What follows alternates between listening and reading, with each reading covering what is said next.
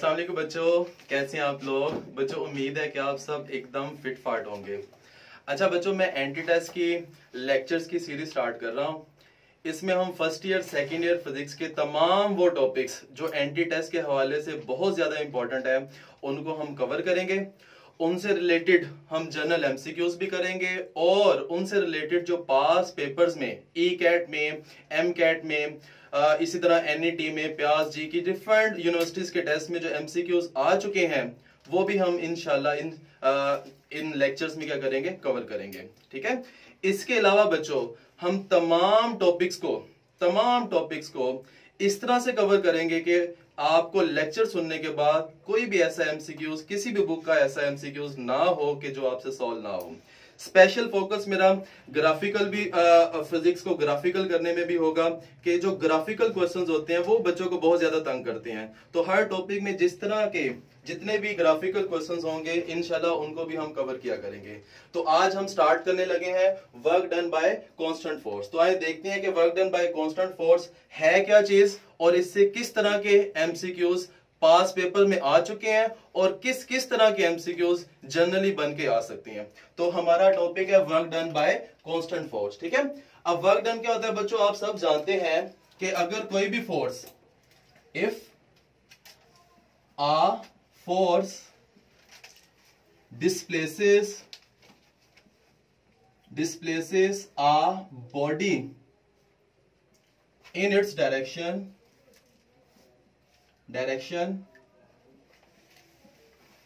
then work is done। ठीक है। ये बच्चों डेफिनेशन आप सब जानते हैं कि जब भी एक फोर्स किसी बॉडी को अपनी डायरेक्शन में डिस्प्लेस करती है तो उस पर कोई ना कोई वर्क डन हुआ होता है। ठीक हो गया। डायग्राम के जरिए से अगर बच्चों हम इसको समझे तो क्या होगा, ये लेट सपोज आपके पास एक बॉडी है। ठीक है। ये एक बॉडी है आपके पास, इस पे आप फोर्स अप्लाई कर रहे हैं। ठीक है। इसके ऊपर आप अप्लाई कर रहे हैं फोर्स F और ये बॉडी फोर्स की डायरेक्शन में डिस्प्लेसमेंट कवर करती है। तो इस केस में इस बॉडी के ऊपर क्या हुआ होगा, वर्क हुआ होगा। और वर्क होगा क्या बच्चों, वर्क सिंपल, जो वर्क का फॉर्मूला स्मॉल क्लासेस में 9th क्लास में भी पढ़ चुके हैं। ठीक है। वर्क का फॉर्मूला क्या होता है, फोर्स और डिस्प्लेसमेंट का प्रोडक्ट। तो इस केस में फोर्स आपने अप्लाई की, फोर्स अप्लाई करने की वजह से डिस्प्लेसमेंट कवर हुआ in the direction of force. तो वर्क डन क्या होगा, product of force and displacement. लेकिन बच्चों अगर केस इस तरह से हो, अगर तो फोर्स और डिस्प्लेसमेंट एक डायरेक्शन में ना हो तो उस केस में वर्क डन कैसे आप कैलकुलेट करेंगे, तो ये देखते हैं। अब आप फोर्स इस डायरेक्शन में अप्लाई कर रहे हैं, this is the direction of force. ठीक है। और बॉडी डिस्प्लेसमेंट इस डायरेक्शन में कवर कर दिया, this is the direction of displacement. अब बच्चों आप देखें, फोर्स और डिस्प्लेसमेंट एक डायरेक्शन में नहीं है, they are making some angle theta. लेकिन वर्क की डेफिनेशन क्या है, if a force displaces a body in its direction. जब फोर्स बॉडी को अपनी डायरेक्शन में डिस्प्लेस करेगी तब ही वर्क डन होगा। यहाँ पे फोर्स बॉडी को अपनी डायरेक्शन में डिस्प्लेस नहीं कर रही। लेकिन बच्चों अ वेरी इंटरेस्टिंग थिंग कि इस केस में फोर्स के दो कंपोनेंट बन रहे हैं। ठीक है। दो कंपोनेंट बन रहे हैं, यहाँ पे आपको क्लियरली पता चल रहा है। एंगल के सामने वाला कंपोनेंट ये फोर्स का y कंपोनेंट है और ये वाला कंपोनेंट क्या होगा, x कंपोनेंट। अब यहाँ पे फोर्स तो डिस्प्लेसमेंट के डायरेक्शन में नहीं है, लेकिन फोर्स का x कंपोनेंट डिस्प्लेसमेंट के डायरेक्शन में है। तो इस केस में प्यारे बच्चों हमारा वर्क डन क्या होगा, work done will be equal to x component of force, ठीक है, एंड डिस्प्लेसमेंट। ठीक है। और बच्चों x कंपोनेंट को हम लिखते कैसे हैं, f कोस ऑफ थीटा और साथ में डिस्प्लेसमेंट, और ये क्या बन जाएगा, f डॉट d, यानी कि dot product of force and displacement is also known as work done. Dot product of force and displacement is also known as dot product. ठीक है। अब बच्चों दो वेक्टर्स का डॉट प्रोडक्ट लें तो उसका आंसर क्या आता है, स्केलर। ठीक है। डॉट प्रोडक्ट ने दो वेक्टर्स का तो उसका रिजल्ट क्या होता है, स्केलर। तो वर्क है dot product of force and displacement. Force and displacement both are vector quantities और रिजल्ट वर्क आ रहा है तो वर्क क्या होगा, स्केलर क्वांटिटी। तो पॉइंट नोट करेंगे, work is a scalar quantity, work is a scalar quantity. ठीक हो गया बच्चों। वर्क के डायमेंशंस नोट करें, यूनिट पहले नोट करें, वर्क के unit of work are newton metre. ठीक है, और कौन से हो सकते हैं, और कौन से हो सकते हैं बताएं शाबाश। जॉल भी हो सकते हैं, और क्या हो सकते हैं, किलोग्राम मीटर स्क्वायर, शाबाश बताओ बताओ, पर सेकेंड स्क्वायर, वेरी गुड। इसके अलावा कौन से हो सकते हैं, इसके अलावा कौन से हो सकते हैं, वॉट सेकंड हो सकते हैं, ठीक है, वॉट सेकंड हो सकते हैं, किलोवाट आवर हो सकते हैं, ठीक है, और कौन कौन से हो सकते हैं, अर्ज, अर्ज भी यूनिट है, ठीक है ना। तो ये तमाम यूनिट्स किसके हो सकते हैं, वर्क के हो सकते हैं। ठीक हो गया बच्चों, तमाम यूनिट्स किसके हो सकते हैं, वर्क के हो सकते हैं। अब बच्चों नेक्स्ट हम बात करते हैं maximum work, minimum work, zero work और नेगेटिव वर्क। किन केसेस में हमारा वर्क मैक्सिमम होगा, किन केसेस में हमारा वर्क जीरो होगा, और किन केसेस में, वो कौन से केसेस हैं जिनमें वर्क हमारा नेगेटिव भी हो सकता है। ठीक हो गया बच्चों। सबसे पहले बात करते हैं मैक्सिमम वर्क की। ठीक है, इसमें थोड़ा सा आपको रिकॉल करना पड़ेगा कॉस की वैल्यूज को एट डिफरेंट एंगल्स। ठीक है, सबसे पहले मैक्सिमम वर्क देखते हैं क्या है, किस पॉइंट पे मैक्सिमम वर्क होगा। तो बच्चों फॉर्मूला लिखते हैं, W is equal to F D cos of theta, F D cos of theta. अब मैक्सिमम वर्क के लिए क्या होना चाहिए बच्चों, कॉज ऑफ थीटा की वैल्यू क्या होनी चाहिए, मैक्सिमम, कॉज ऑफ थीटा की वैल्यू मैक्सिमम होनी चाहिए, और मैक्सिमम कितनी हो सकती है, 1 से ज्यादा नहीं हो सकती। ठीक है, तो कॉस थीटा की वैल्यू मैक्सिमम किस एंगल पे होती है, एंगल एट 0 डिग्री। तो बच्चों जब यहां पे हमने देखा था फोर्स और डिस्प्लेसमेंट के दरमियान में एंगल क्या था, 0 डिग्री, वर्क क्या था, मैक्सिमम। तो जब भी फोर्स एंड डिस्प्लेसमेंट के दरमियान बच्चों एंगल 0 डिग्री होगा, the work will B maximum, cos of 0 degree, work will B maximum. और मैक्सिमम वर्क का फॉर्मूला क्या आ जाएगा, F multiply bye D, F multiply bye D. ठीक हो गया। उसके बाद बच्चों देखते हैं वर्क जीरो कब हो सकता है। कुछ केसेस ऐसे भी होते हैं जिसमें आप फोर्स भी अप्लाई कर रहे हैं और बॉडी डिस्प्लेसमेंट कवर भी कर रही है, लेकिन उस केस में वर्क डन नहीं हो रहा होता। ठीक है, वर्क डन जीरो होता है। तो बच्चों जीरो वर्क, जीरो वर्क होगा बच्चों at the angle of 90 degree, at the angle of 90 degree.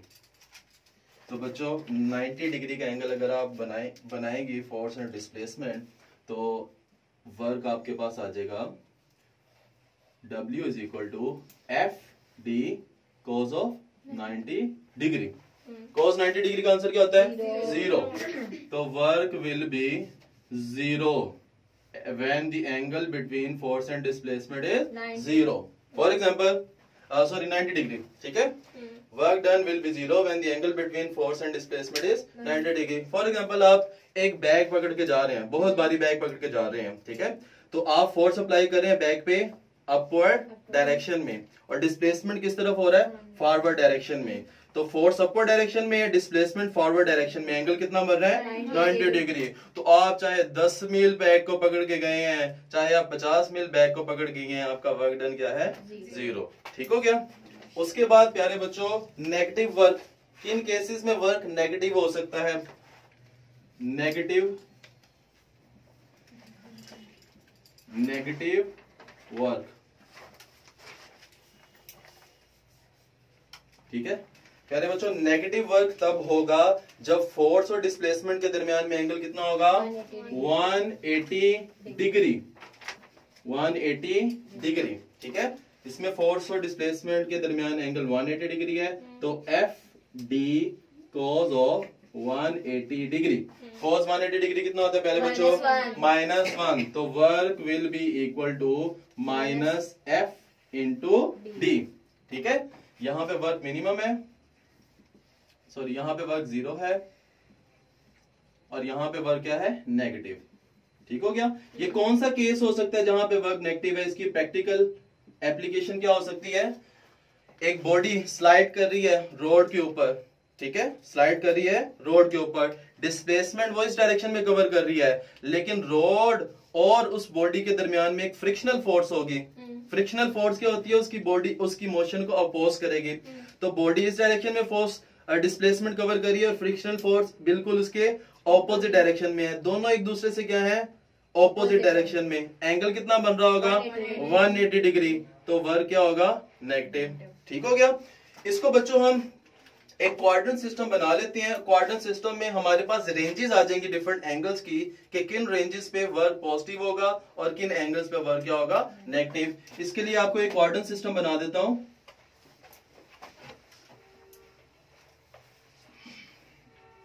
ये बच्चों जैसा कि आप जानते हैं 4 क्वाड्रेंट्स होते हैं। 2 डायमेंशनल सिस्टम में 4 क्वाड्रेंट्स होते हैं, ठीक है। यहाँ पे एंगल होता है 0 डिग्री और यहाँ पे एंगल कितना होता है, 90 डिग्री, और यहाँ पे एंगल 180 डिग्री, और यहाँ पे 360 डिग्री। ठीक हो गया। अब बच्चों थोड़ा सा मैथ इसमें इन्वॉल्व है। कोस जो है वो फर्स्ट क्वाड्रेंट में पॉजिटिव होता है या नेगेटिव होता है? फर्स्ट क्वाड्रेंट में कोस ऑफ थीटा की वैल्यू क्या होती है, पॉजिटिव। ठीक है, बहुत पॉजिटिव होता है कोस पहले क्वाड्रेंट में।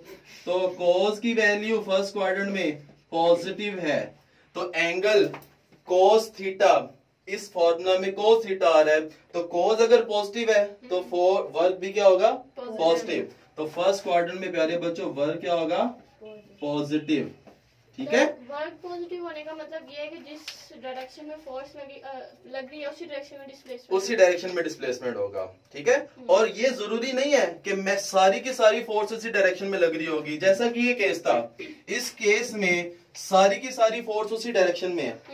इस केस में देखें पॉजिटिव वर्क का ये मतलब है कि फोर्स और डिस्प्लेसमेंट एक ही डायरेक्शन में होंगे। ठीक है, इस केस में देखिए फोर्स और डिस्प्लेसमेंट एक डायरेक्शन में नहीं है, लेकिन वर्क पॉजिटिव है। क्यों? क्योंकि फोर्स का एक कंपोनेंट डिस्प्लेसमेंट की डायरेक्शन में है। ठीक हो गया। तो यहाँ पे प्यारे बच्चों वर्क क्या हो जाएगा, पॉजिटिव। सेकंड क्वाड्रेंट में कोस क्या होता है, नेगेटिव, वेरी वेरी नेगेटिव, और वर्क क्या होगा, नेगेटिव। ठीक है, और थर्ड क्वाड्रेंट में कोस, थर्ड क्वाड्रेंट में भी कोस क्या हो जाएगा, नेगेटिव, और work will also be negative.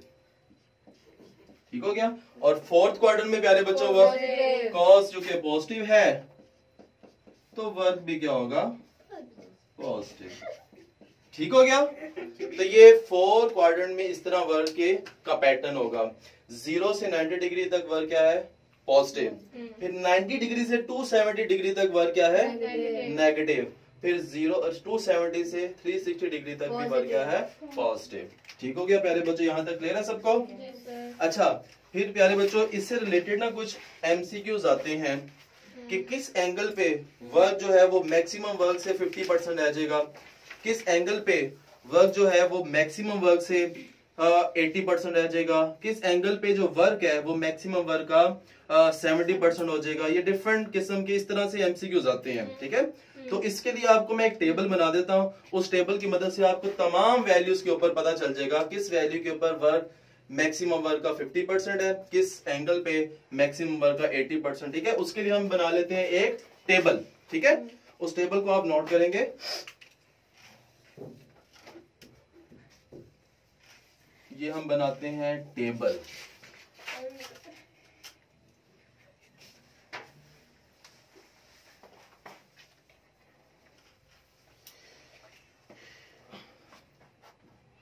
ये प्यारे बच्चों बन गया हमारा टेबल। ठीक है, इसमें आ जाएगा हमारा एंगल, फिर आ जाएगा कॉज ऑफ एंगल, फिर हमारे पास आ जाएगा वर्क, और फिर हमारे पास आ जाएगा परसेंटेज वर्क।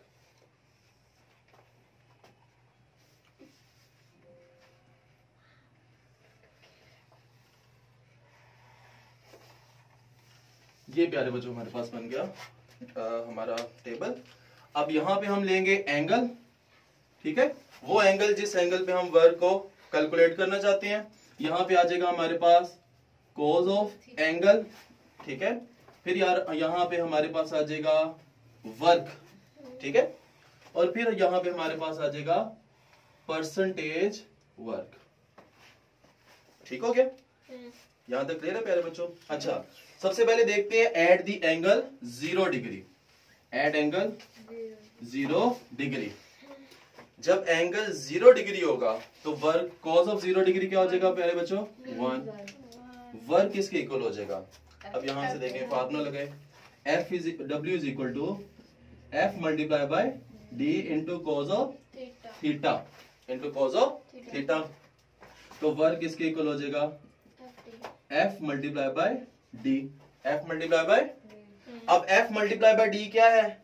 मैक्सिमम वर्क, क्योंकि 0 डिग्री पे वर्क क्या होता है? Maximum work. तो यानी कि जब एंगल 0 डिग्री होगा तो हमारा जो वर्क है वो मैक्सिमम वर्क के क्या होगा? इक्वल होगा। हमारा वर्क मैक्सिमम वर्क के इक्वल होगा। Work will be equal to maximum work, ठीक है। अब हमारा वर्क मैक्सिमम वर्क के कितने परसेंट होगा? 100%।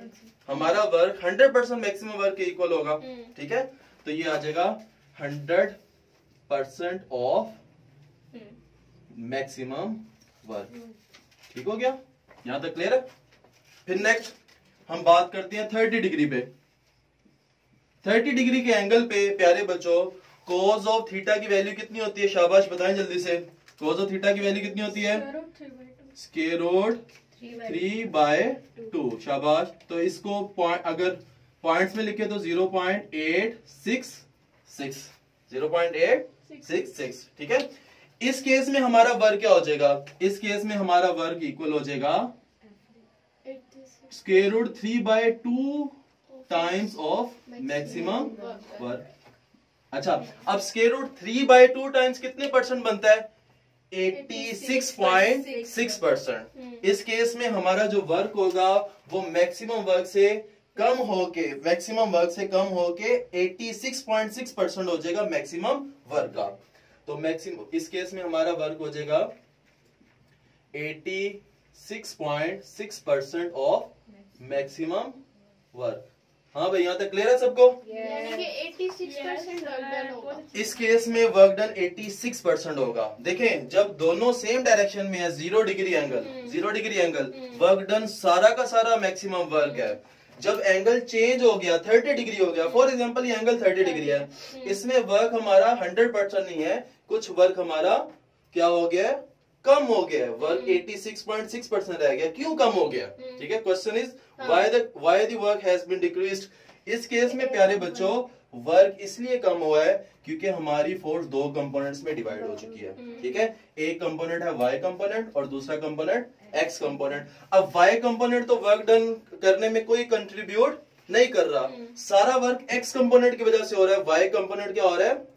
जाया हो रहा है। वर्क डन कंट्रीब्यूट कर रहा है वर्क डन में सिर्फ एक्स कंपोनेंट, इसलिए इस केस में वर्क डन क्या हो गया? कम हो गया। Is that clear? Sir maximum work done को हम ये भी ले सकते हैं कि F is equal to D। F is equal, जितनी फोर्स लगाई है उतना ही डिस्प्लेसमेंट वो कवर कर दिया body.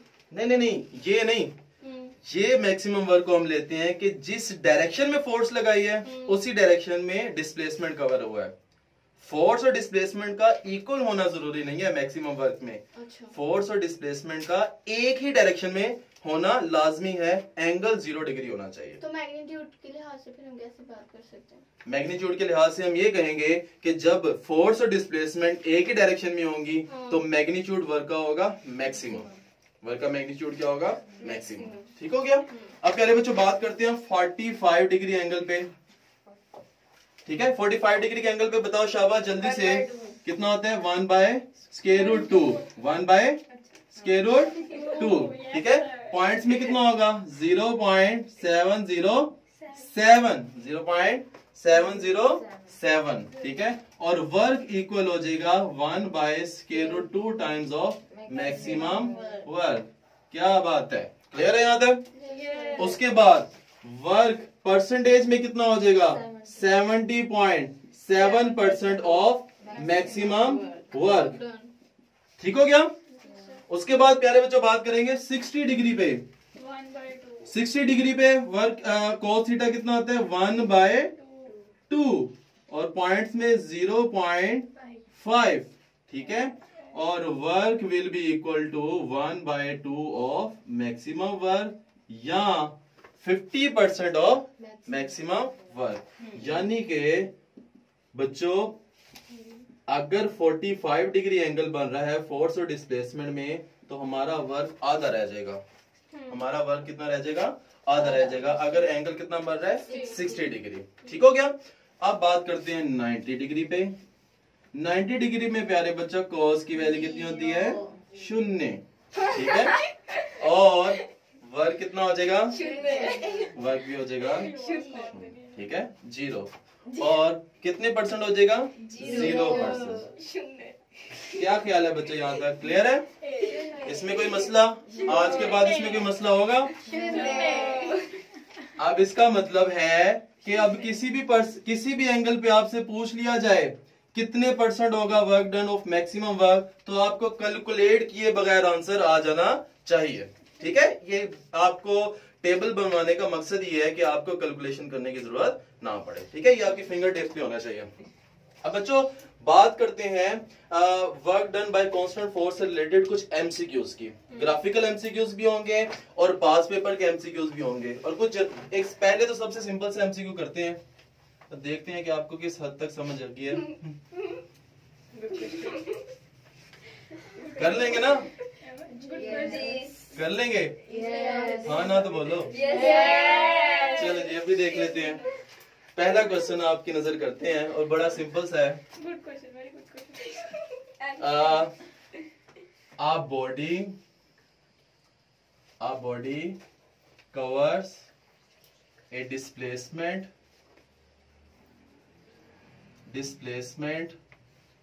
of 40 meter. Displacement of 40 meter by applying 10 Newton force. ठीक है, 40 मीटर डिस्प्लेसमेंट कवर हुआ है, 10 न्यूटन फोर्स है और सेम डायरेक्शन में दोनों। ठीक है, ये सेम डायरेक्शन में है। Then the work done bye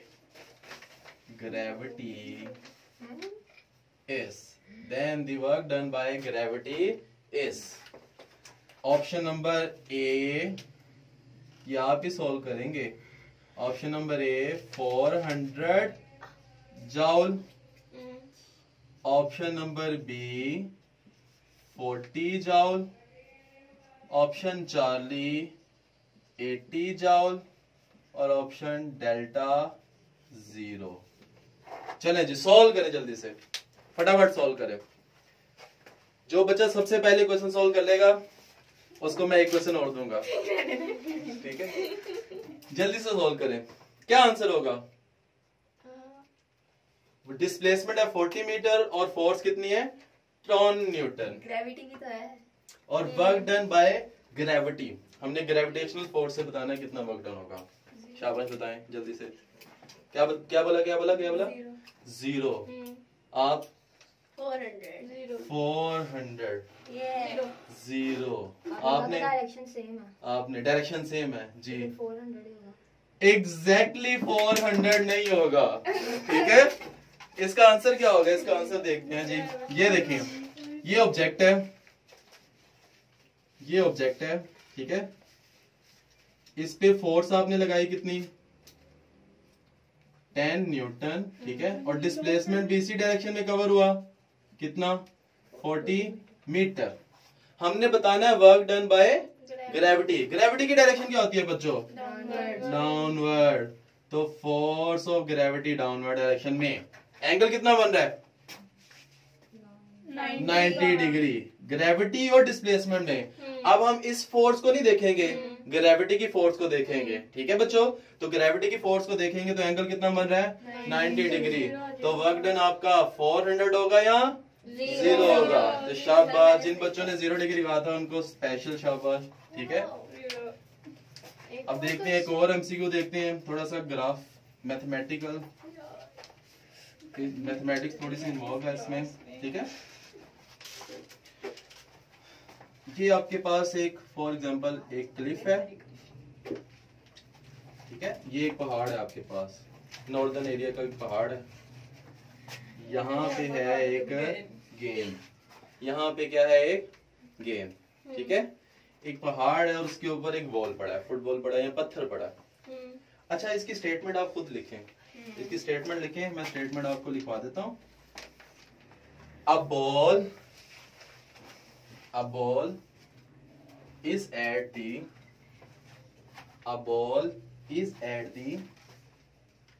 top of a cliff. A ball is at the top of a cliff. If the ball is dropped at the bottom of the cliff, then which component of displacement does the work?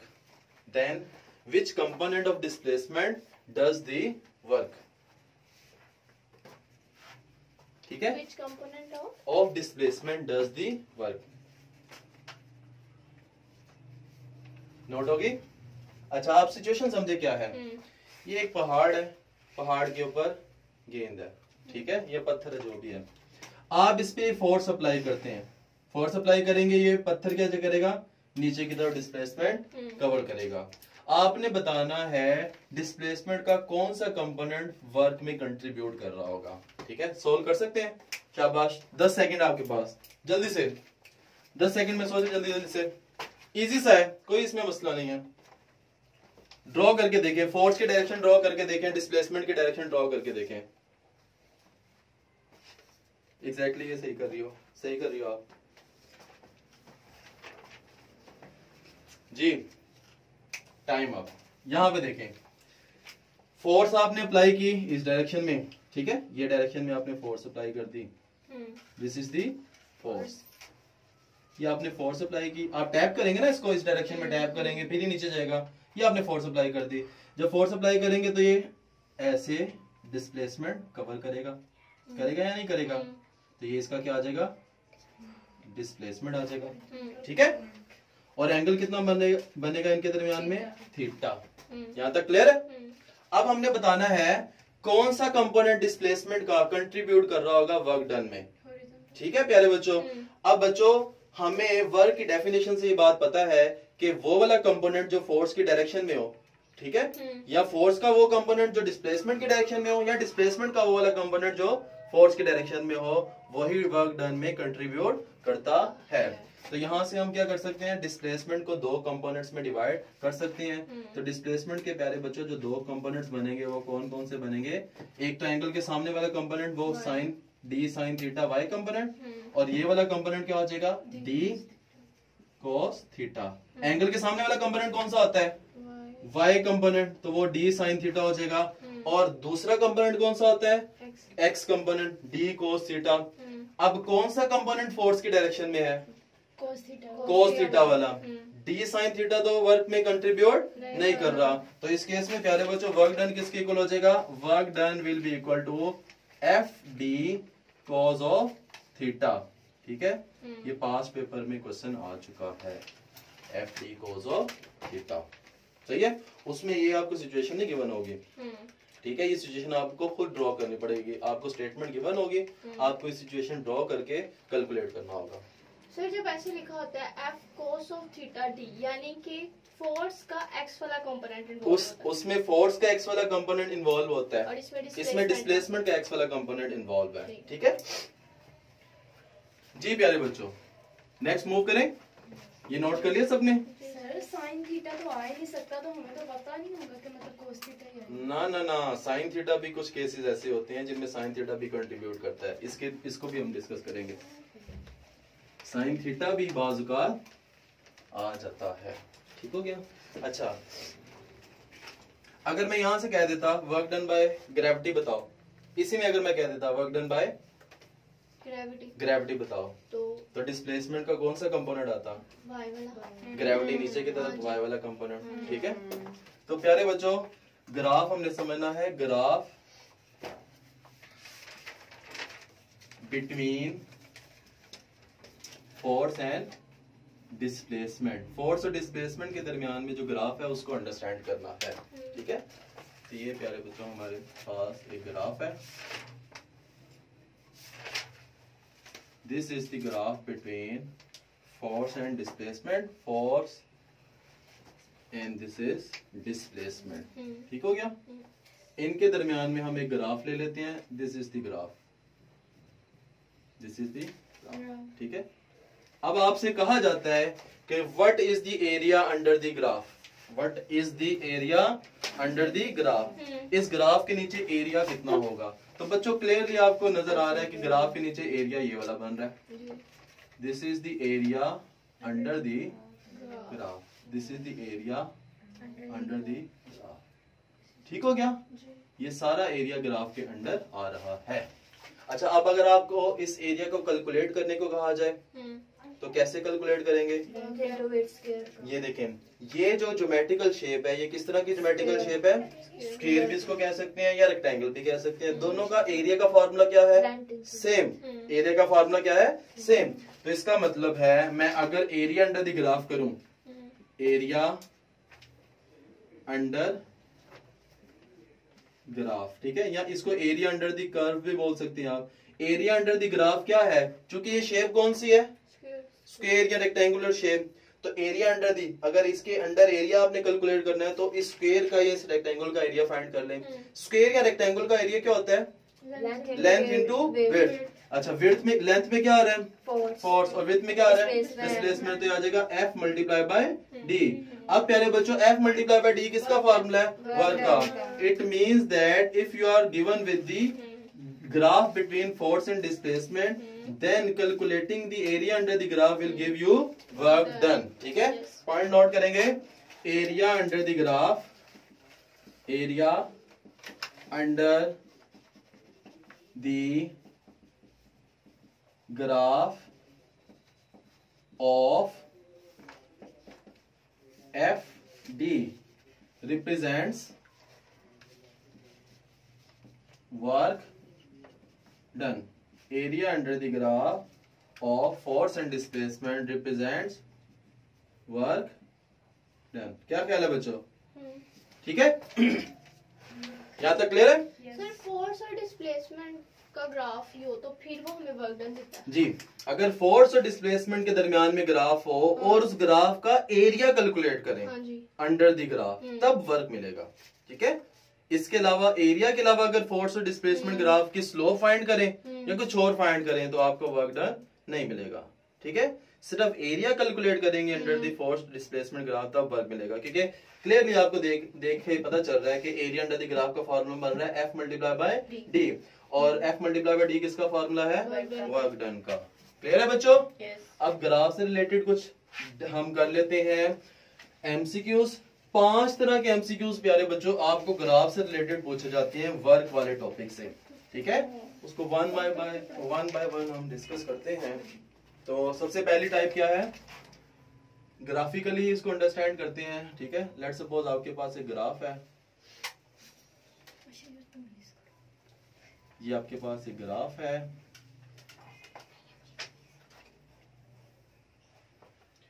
इसको mark कर लेते हैं। ये force है यहाँ पे, और यहाँ पे क्या है, डिस्प्लेसमेंट।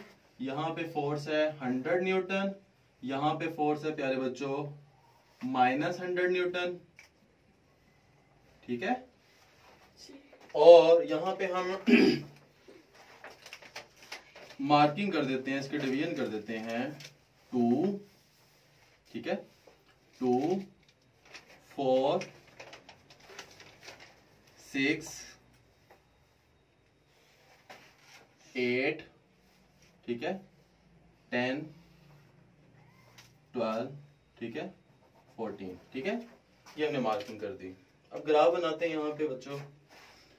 ये ग्राफ है आपके पास,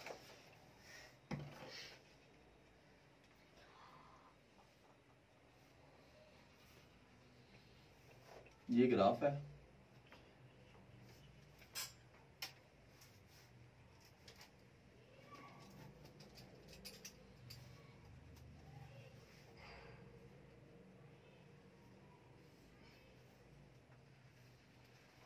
जी बच्चों, ये ग्राफ है, ठीक है। आपको ग्राफ गिवन है बिटवीन फोर्स एंड डिस्प्लेसमेंट, और कहा जाता है what is the work done in this case.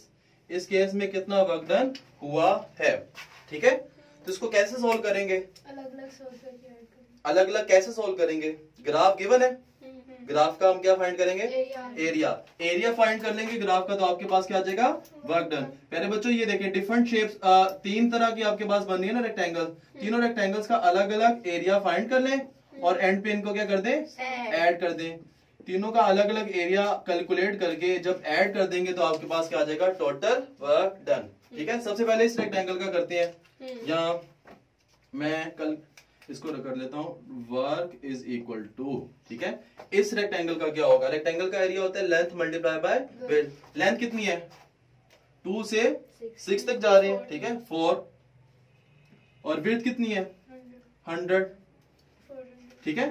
फिर इसकी तरफ आ जाए, 6 से कहां तक जा रहे हैं? 10 तक, ठीक है। और फोर्स कितनी है? लेंथ 4 कैसे? यहाँ से 6 से जा रहे हैं आप 10 तक, नहीं ये 2 से 6 तक जा रहे हैं तो 4 है। 2 से 6 माइनस 2, अच्छा 4। 2 से 4 2, 4 से 6 2, 2 प्लस 2 4, ठीक है। यहाँ से 6 से 8 2, 8 से 10 2, 2 प्लस 2 5, ठीक 4, ठीक है, ठीक है। तो 6 माइनस 8 जी, फिर 8 माइनस 10। हम देखते हैं इनिशियल पॉइंट और फाइनल पॉइंट। इनिशियल पॉइंट और फाइनल पॉइंट को माइनस कर दो, आपके पास क्या आ जाएगा? वो लेंथ आ जाएगी, ठीक है। इस केस में क्या होगा? लेंथ कितनी है? उसी तरह 4, ये कितनी है? -100।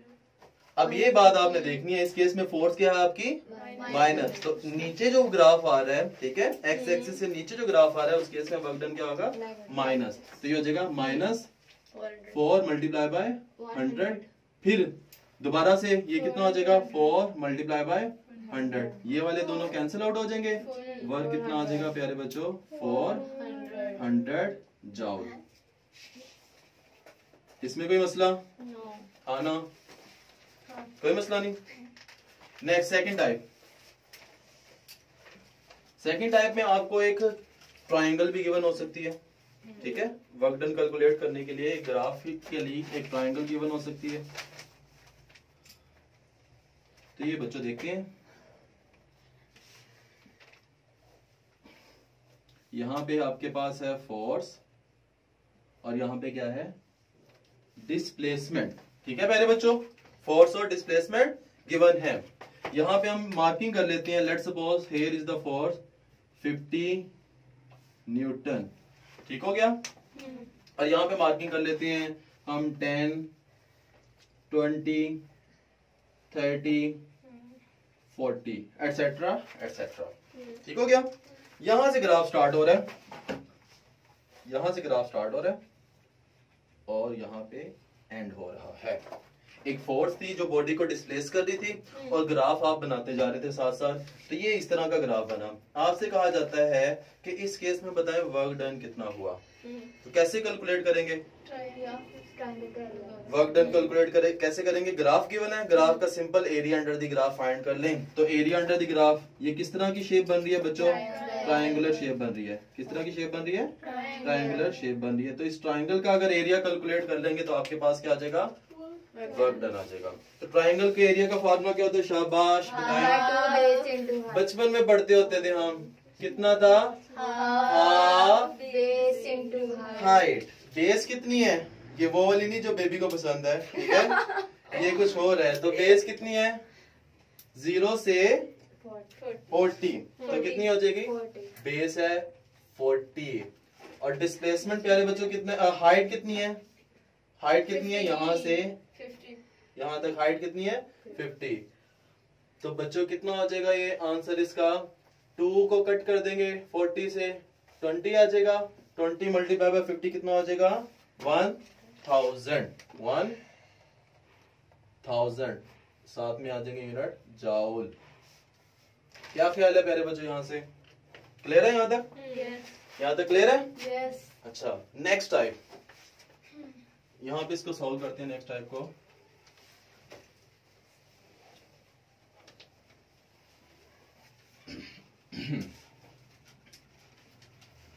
जी प्यारे बच्चों, नेक्स्ट टाइप जो कि होगी थर्ड टाइप, ठीक है। इसमें क्या गिवन हो सकता है, इसमें ये ग्राफ है आपके पास, ठीक है। ये प्यारे बच्चों आपके पास ग्राफ है, here is the force and here is the displacement, ठीक हो गया। यहां पे हम मार्किंग कर देते हैं 10, 20, 30, 40 और ये 2, 4, 6, 8, 10, ठीक है। एक स्ट्रेट लाइन गिवन है आपको पास, ग्राफ में एक स्ट्रेट लाइन गिवन है, ठीक है। आपसे कहा जाता है एट पॉइंट पी, एक पॉइंट है जिसका नाम है पी, और एक और पॉइंट है जो कि है क्यू, ठीक है। एक पॉइंट पी है आपके पास और दूसरा पॉइंट क्या है, क्यू। आपसे कहा जाता है प्यारे बच्चों बताएं इस बॉडी को ओरिजिन से पी पॉइंट तक ले जाने के लिए कितना वर्क डन करना पड़ेगा। तो इसको कैसे कैलकुलेट करेंगे, देखा कोई आइडिया आता है जेन में, बताएं कैसे करेंगे। आपसे कहा जाता है एक बॉडी को ओरिजिन से, दिस इज दी ओरिजिन से इस पी पॉइंट तक ले जाने के लिए कितना वर्क डन करना पड़ेगा। तो कैसे कैलकुलेट करेंगे बताएं। एग्जैक्टली इसको क्या करेंगे, एक लाइन लगाएंगे हम यहां से, ठीक है। Here we will draw a line, एक लाइन ड्रॉ करेंगे, ठीक है। अब लाइन ड्रॉ की तो ये कौन सा एरिया बन गया, ट्राइंगुलर एरिया। इसका एरिया कैलकुलेट कर रहे हैं ट्राइंगुलर एरिया का, ठीक है। फॉर्मूला अप्लाई करें, शाबाश। तो वर्क एट पॉइंट पी कितना होगा, वर्क एट पॉइंट पी होगा प्यारे बच्चों 1/2, बेस कितना है 6, हाइट कितनी है 30, ठीक है। हाइट कितनी है 30, तो work will be equal to 6 multiply by 2 multiply by 3, ये 2 कट जाएगा 3 मल्टीप्लाई बाय 30 कितना हो जाएगा 90 जॉल। क्लियर है? yes. इसी तरह बताओ बच्चों वर्क डन एट क्यू क्या होगा, बताओ शाबाश। वर्क डन एट क्यू, इसको कैसे कैलकुलेट करेंगे, उसके लिए भी एग्जैक्टली यही करें, लाइन ड्रॉ करें, ठीक है। लाइन ड्रॉ कर ली, ठीक है।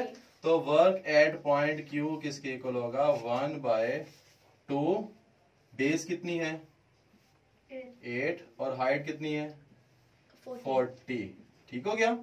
4 मल्टीप्लाई ये 4 आ गया 160, आंसर कितना आ जाएगा 160 जॉल। ये प्यारे बच्चों इस तरह का भी आपको एमसीक्यू पूछा जा सकता है जी। हमें ये नहीं आ सकता कि work done between the point P and Q, ये भी हो सकता है work done between the point P and Q, exactly बिल्कुल एग्जैक्टली इस तरह से आ सकता है। तो ये कौन सा आपके पास शेप कौन सी बन जाएगी, ट्रेपीजियम, ठीक है। एग्जैक्टली आपने ये अच्छा पॉइंट रेज किया कि ये अगर आपको पूछा जाता है कि पी से क्यू तक ले जाने के लिए वर्क डन करना पड़े तो कितना वर्क डन होगा। तो ये शेप देख लें कौन सी शेप बन रही है, ट्रेपीजियम। ट्रेपीजियम के एरिया का फॉर्मूला क्या होता है, पता नहीं, शाबाश। ट्रेपीजियम के एरिया का फॉर्मूला क्या होता है, मल्टीप्लाई बाय 1/2, शाबाश। लेंथ मल्टीप्लाई बाय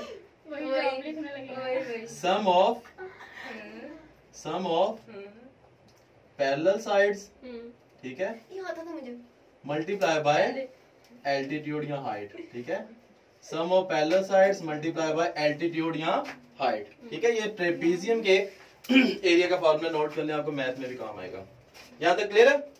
ये थी third type.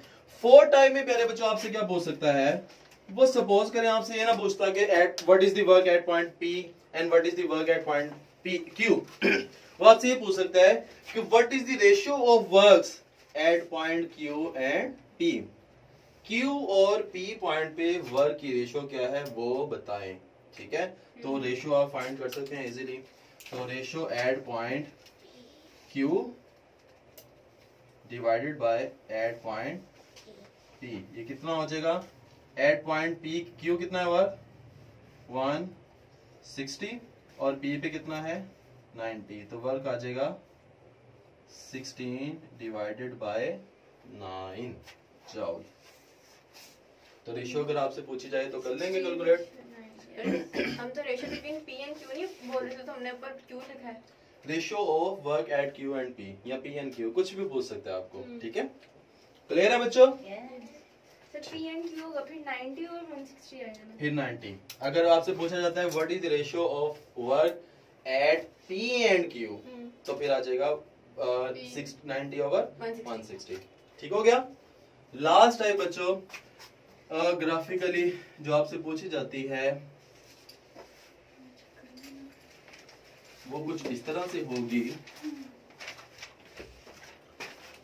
This is the type number 5। ठीक है, इसमें ग्राफ गिवन होगा,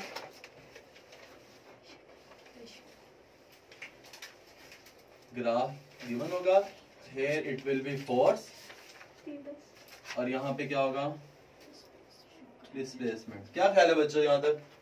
ठीक है। अच्छा, ये आपके पास क्या है? ओरिजिन। क्या है? ओरिजिन। ओरिजिन पे कोई बॉडी एग्जिस्ट कर रही है, आप उस पे एक फोर्स अप्लाई करते हैं। ठीक है, फोर्स अप्लाई करते हैं। अब फोर्स जो आप अप्लाई कर रहे हैं, फोर्स कितनी है? फोर्स है प्यारे बच्चों F is equal to 4 iota plus 3 jota. ठीक है, फोर्स जो आप अप्लाई कर रहे हैं बॉडी पे वो कितनी है? Force is equal to 3 iota plus 4 iota plus 3 जेओटा।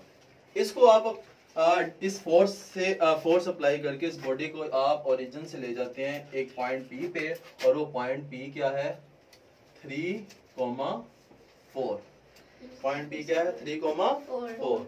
आपसे पूछा जाता है कि what is the work done, what is the work done. तो कैसे वर्क डन कैलकुलेट करेंगे? शाबाश, बताएं। Any idea? सर डी की वैल्यू होगी ना 4। डी की वैल्यू क्या होगी इस केस में? बताएं डी की वैल्यू क्या होगी? 4। अच्छा, डी की वैल्यू होगी 4। वो कैसे कैलकुलेट की? Distance formula, point distance formula, दो पॉइंट्स के दरमियान में डिस्टेंस कैलकुलेट कर दिया। अब 4 को फोर्स के साथ कैसे मल्टीप्लाई करेंगे? पहले उसका मैग्नीट्यूड फाइंड करेंगे। वर्क का फार्मूला क्या है बताएं? वर्क का फार्मूला क्या है? F dot D, F dot D. ठीक है, फोर्स आपके पास है। ठीक है, 4 आयोटा प्लस 3 जेओटा। डी आपके पास नहीं गिवन। डी आपने कहा कि आप डिस्टेंस फार्मूला के जरिए से कैलकुलेट कर सकते हैं, वहां पे 4 आ जाएगा। अब यहाँ पे हम F डॉट 4 लिख सकते हैं? नहीं लिख सकते। डॉट प्रोडक्ट तो हमेशा दो वेक्टर्स के दरमियान में होता है, तो फोर्स वेक्टर फॉर्म में है, डिस्प्लेसमेंट भी किस फॉर्म में होना चाहिए? वेक्टर फॉर्म में होना चाहिए। तो डिस्टेंस फार्मूला के जरिए से डिस्टेंस निकाल के हम मल्टीप्लाई नहीं कर सकते, हमें डिस्प्लेसमेंट को किस फॉर्म में लाना पड़ेगा? वेक्टर फॉर्म में। तो डिस्प्लेसमेंट कैसे कैलकुलेट करेंगे वेक्टर फॉर्म में? तो किसी भी वेक्टर को कैलकुलेट करने का प्यारे बच्चों तरीका क्या होता है? हम क्या करते हैं, उसकी टिप में से उसकी टेल को माइनस कर देते हैं। ये वेक्टर है हमारे पास, टिप में से टेल को माइनस कर देते हैं। तो डिस्प्लेसमेंट हमारे पास क्या आ जाएगा प्यारे बच्चों? टिप क्या है? 3 डिस्प्लेस, और ये क्या है? ओरिजिन क्या होता है? 0,0 माइनस 3 माइनस 0, साथ क्या आ जाएगा? आयोटा प्लस 4 माइनस 0, साथ क्या आ जाएगा? जेओटा। क्लियर है? किसी को इसमें प्रॉब्लम? किसी भी वेक्टर को आपने फाइंड आउट करना है जो कि जिसकी टेल और उसकी टिप गिवन है, हेड और टेल गिवन है। ठीक है, हेड वाला पॉइंट और टेल वाला पॉइंट गिवन है, तो आप क्या कर देंगे? हेड में से माइनस कर देंगे टेल को, हेड में से माइनस कर देंगे टेल को। तो हेड क्या है? 3, टेल क्या है? 0। 3 माइनस 0 साथ आ जाएगा आई, क्योंकि ये एक्स वाली वैल्यू होती है और एक्स के साथ क्या आता है? आई। और 4 माइनस 0 साथ क्या आ जाएगा? जे। ठीक है, क्लियर है यहाँ? किसी को कोई प्रॉब्लम इसमें? कोई मसला? सर फोर्स का मैग्नीट्यूड फाइंड करके ना मल्टीप्लाई कर सकते हैं डिस्टेंस फार्मूला। ये भी कर सकते हैं, फोर्स का मैग्नीट्यूड फाइंड करके यहाँ से आप क्या करें? डिस्टेंस फार्मूला से डिस्प्लेसमेंट फाइंड कर लें और यहाँ से फोर्स का मैग्नीट्यूड फाइंड कर लें। जैसे वेक्टर का, किसी भी वेक्टर का मैग्नीट्यूड फाइंड करने का तरीका होता है, उसके एक्स कंपोनेंट का स्क्वायर प्लस वाई कंपोनेंट का स्क्वायर होल स्क्वायर रूट। ये भी तरीका है, इसको भी आप फॉलो कर सकते हैं।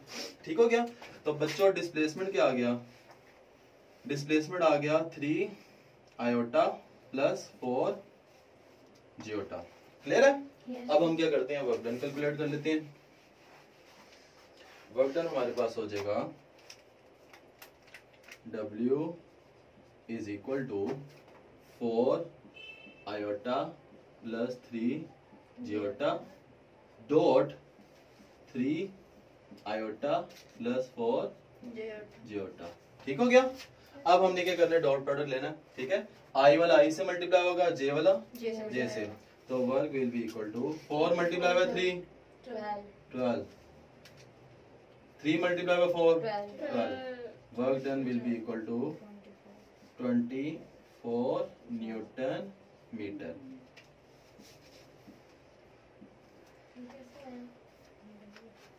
फोर मल्टीप्लाई बाय 3, ठीक है। 4 मल्टीप्लाई बाय 3 कितना हो जाएगा 12। आई डॉट आई क्या होता है 1, वो खत्म हो जाएगा, ठीक है, 12 आ जाएगा। 3 मल्टीप्लाई बाय 4 कितना हो जाएगा 12, साथ जे डॉट जे आ जाएगा, जे डॉट जे भी क्या होता है 1, ठीक है, तो सिर्फ 12 लिखेंगे। 12 प्लस 12 कितना हो जाएगा 24। यहाँ तक बच्चों कोई मसला, कोई प्रॉब्लम? तो बच्चों ये आज हमारा पहला लेक्चर था वर्क का, ठीक है। इसमें हमने वर्क के कॉन्सेप्ट्स को भी कवर किया, एमसीक्यूज भी सॉल्व किए, ग्राफिकल एमसीक्यूज भी सॉल्व किए, जो कि कुछ पास पेपर के एमसीक्यूज थे वो भी हमने सॉल्व किए। उम्मीद है बच्चों आपको ये लेक्चर बड़े अच्छे तरीके से समझ आया होगा।